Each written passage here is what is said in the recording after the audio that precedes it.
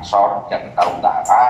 Harapannya juga bisa memberikan satu gambaran dan pandangannya beliau apa yang seharusnya kiat-kiat yang memang bisa dilakukan secara bersama-sama sehingga bahasa keumatan, kerakyatan ini menjadi bagian dari landasan dari semangat perjuangan. Artinya ya memang membawa kerahmatan keumatan itu sendiri. Kira-kira begitu.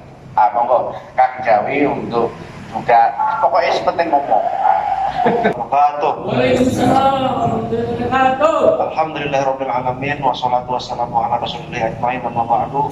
Yang saya hormati Bapak Apek Saiman, senior saya di Jakarta Utara, Cakrohi. Kemudian Abah, orang tua saya, Ibu. Kemudian Pak Tunggul. Mohon maaf ini saya cerita tentang perkenalan saya dengan Pak Tunggul nih. Awal saya kenal dengan Pak Tunggul itu diajak sama Indra mengajukan proposal pendirian madrasah ibtidaiyah. Walaupun saya tahu Pak Tunggul itu non muslim, tapi karena beliau toleransinya sangat tinggi, alhamdulillah madrasah itu jadi Pak Tunggul. Alhamdulillah. Ini berkat doa Pak Tunggul ini. Sudah lupa padahal. Biasa Pak, namanya aktivis ya. Kita main proposal itu ya sampingan. Kemudian yang saya hormati sahabat-sahabat yang lain yang tidak saya sebutkan namanya satu persatu, insya Allah tidak mengurangi rasa hormat saya. Saya menyikapi tentang ulama tadi yang disinggung sahabat-sahabat siapa tadi? Bahwa ulama itu seolah-olah orang yang seolah-olah mendapat titisan dari Tuhan karena dianggap orang yang paling dekat, yang dekat dengan Tuhan gitu kira-kira. Tapi yang perlu saya garis bawahi bahwa ulama itu ya sebenarnya tidak mesti dikonotasikan dengan orang yang berpakaian gamis, bersorban dan udang-udang yang yang dibawanya itu selalu dalil dan agama.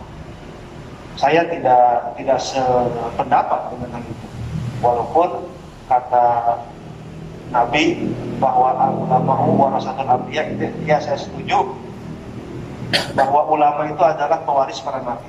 Tetapi ulama yang mana dulu, nah itu perlu digarisbawahi. Di sini ada yang menjelaskan tentang ulama ya, yang ditulis oleh Nasrullah. Ada 6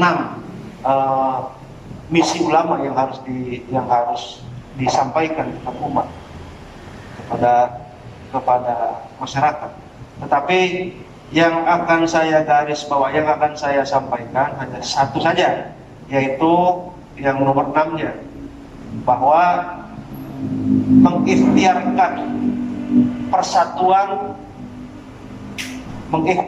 persatuan ya. Persatuan merupakan kekuatan umat. Persatuan dan kekuatan umat tidak datang sendiri, tetapi mesti direncanakan, direkayasa dan diikhtiarkan. Nah ini menarik bahwa persatuan dan kesatuan itu tidak datang sendiri, tetapi harus direncanakan dan harus dibikin strategi. Ketika para ulama atau para pendiri bangsa merumuskan Pancasila, itu semata-mata untuk tujuan mempersatukan masyarakat Indonesia yang majemuk. Alhamdulillah, dengan adanya Pancasila yang setiap hari ya kita pelajari, bahkan kita sampaikan kepada anak-anak di sekolah, di pesantren, ya alhamdulillah Indonesia sampai saat ini utuh.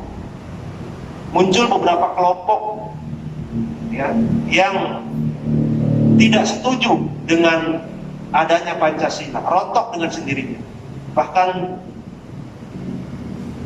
terakhir ada kelompok yang dibubarkan oleh pemerintah karena mereka tidak menerima Pancasila, dan itu konsekuensi. Tadi Pak Apek menyampaikan bahwa bernegara itu kalau tidak berkuasa beroposisi. Kalau berkuasa berarti itu adalah katanya pemerintah. Tetapi pemerintah itu tidak akan tidak akan berjalan dengan lancar, dengan mulus kalau terlalu banyak oposisi.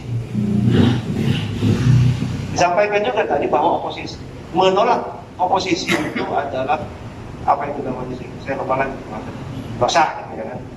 Inilah begitu. Tetapi gini, kalau seandainya kita terlalu menampung oposisi, ini malah akan menjadi madarat buat negara kita sendiri. Ketika umpamanya kita terlalu merawat orang-orang yang beroposisi dengan pemerintah, artinya mereka melakukan gerakan-gerakan, melakukan hambatan-hambatan untuk kelancaran stabilitas keamanan negara. Pihak oposisi itu pasti akan selalu merintang. Saya menilainya dari kejadian-kejadian yang belakangan muncul lah gitu kan. Nah itu munculnya gerakan-gerakan yang merintangi, model katakan begitu, yang merintangi jalannya ke pemerintah. Saya yakin itu munculnya dari oposisi. Kalau kita warga Nahdliyin, cara beroposisi itu tidak seperti yang selalu disampaikan atau dilihat di media sosial atau di media televisi. Cara kita beroposisi itu tidak dengan cara seperti itu, tetapi dengan cara menggandeng tangan atau dengan cara mediasi, langsung bertemu dengan pemangku kebijakan untuk menyampaikan bahwa langkah yang harus disampaikan itu seperti ini. Dan itu cara yang terhormat, karena model berpolitik ala Nahdliyin itu ya tidak dengan cara turun ke jalan, tetapi bagaimana caranya agar semuanya bisa berjalan tanpa ada tanpa menghalangi orang yang akan beraktivitas, tanpa mengganggu ketertiban lalu lintas dan lain sebagainya. Dan itu menurut saya yang selalu dilakukan oleh aktivis politisi Nahdlatul Ulama, yang selalu menganjurkan tidak usah turun ke jalan, lebih baik kita bikin sebuah